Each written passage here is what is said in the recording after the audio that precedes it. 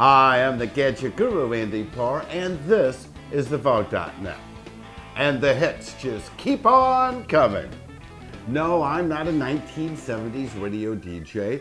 I'm simply referring to the information about Apple's new iPhone 3G that Steve Jobs forgot to mention at the worldwide product launch. While there are new details coming out daily, there's two main issues that have caught my attention. The first one is the true price of the iPhone 3G, and the second is the activation process. I'll start with the price issues. Unless something happens between now and the launch date, the retail price of the iPhone 3G will be $199. But, and this is a big but, no, not this kind of but, this kind of but. $199 is not the true price to purchase the iPhone 3G. Now, allow me to explain. Well, it's become a fact of life that whenever you make any change to your cell phone service contract, boom, you've just signed up for 2 more years. You can add a feature, remove a feature, or upgrade to a new phone, and more times than not, the cell phone carrier automatically starts your 2-year contract all over again. While I think this method of treating customers will change someday, well, today, it is a fact of life. So don't berate me for accepting the way the phone companies do business, because I don't. In fact, well, I think it sucks. The reason this happens can be summed up in one word: subsidy. This means that the initial cost of the phone is deceptively low, as it's subsidized by the additional funds generated every time you pay your bill over the 2-year period. It's the 2-year contract that keeps the phone's costs down, or at least that's the story of the wireless carriers, and they're sticking to it. But with the new iPhone 3G, the story keeps getting stranger. For some odd reason, AT&T will be charging $10 more per month for the data plan on the iPhone 3G than they did on the original model. Now, is this because we'll be sucking up precious bandwidth from AT&T? Or is it just a way to make the iPhone 3G reach that magic $199 price point? Well, my opinion is it's a little of both. So let's do the math. Okay, the retail price of the iPhone 3G is $199, well, plus tax, of course, but I won't include that figure in this calculation. I also won't get into the various AT&T plan options in this video, so let's add on the additional $10 per month fee that we didn't have to pay on the current iPhone. Okay, $10 a month times 12 months. Hey, I can do that one in my head. That's $120. Now, let's multiply that by the 2-year contract, and that's $240. Are you getting the picture yet? Just the upcharge for using the iPhone 3G is $240. Now, that number is paid over the term of the 2-year contract. Now, let's add that $240 to the $199 retail price of the iPhone, and check this out.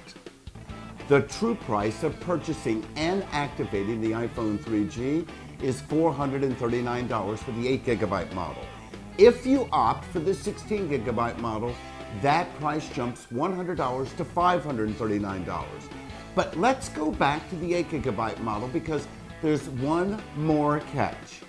If you want the ability to synchronize your data wirelessly, then you'll have to pay another $99 per year for the Mobile Me service. Now, let me throw this into the mix. My nearly 2-year-old Samsung Blackjack allowed me to sync wirelessly at no additional charge. Now, don't get me wrong, I'm not a Microsoft fanboy, I'm just doing the math here. So don't shoot the messenger. All things considered, let's take a look at the price of the 8GB iPhone 3G over a 2-year period. The true cost of ownership is $637, and this number does not factor in the cost of the AT&T service plan. Now, here's another interesting item. One of the great benefits of the original iPhone is that you could buy it online from Apple or AT&T and complete the activation process at your own home. The only catch to the plan was that you had to download the latest version of iTunes to activate the iPhone. Now, I can only guess that Apple feels that they've captured a strong enough lead in the market with iTunes, as you can no longer activate the new iPhone 3G at home. You have to physically enter an AT&T store to activate this puppy. Well, I don't know about you, but to me, this is a really bad move.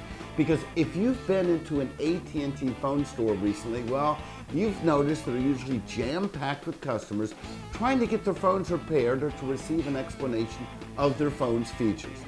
Going to an AT&T store, even if you just want to ask a question, could be an all-day experience. Since it takes time to activate a phone, even if AT&T doubles their staff at each store, if the initial demand for the new iPhone is anything like the old one, well, they just gave me a reason not to buy the new iPhone. Now here's where it gets even stranger. Suppose you want to buy an iPhone 3G as a gift. Well, you can't, as the way I'm to understand it, the transaction needs to be performed in person.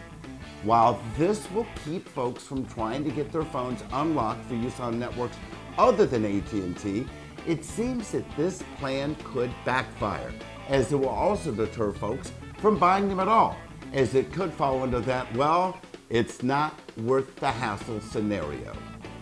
Somewhere, I'm sure there's some AT&T bean counter who tried to figure out how many potential sales of the overpriced and high-margin accessories were lost, as many AT&T iPhone customers did not have to enter the store to activate their old iPhone and did not make any impulse purchases. So the bottom line is simple. Should you be considering the purchase of the iPhone 3G? Well, you'll get a bunch of new features with the phone, such as 3G speeds, GPS, and the ability to download and pay for applications, but you'll also be paying more for the service. So forget the hype about the $199 price tag, as the true price for utilizing all the features of the 8GB iPhone 3G is $637. Okay, I know I've been long-winded, but now in closing, allow me to state that Apple is the company who made billions by making products that were easier to use than the competition's, and were known for being for the rest of us. Well, Apple, the deal that you struck with AT&T for the iPhone 3G could spoil your reputation for being user-friendly. I can only hope that as we get closer to the launch date, that Apple and AT&T will come up with a way to make the iPhone 3G both more affordable and easier to activate. All that glitters is not gold, so look before you leap. So how about you? Does the price grab you? Will you be dumping your old phone for the new iPhone? Well, post your comments on my website at thevog.net and we'll see what you think. For thevog.net, I'm the Gadget Guru, Andy Pargh.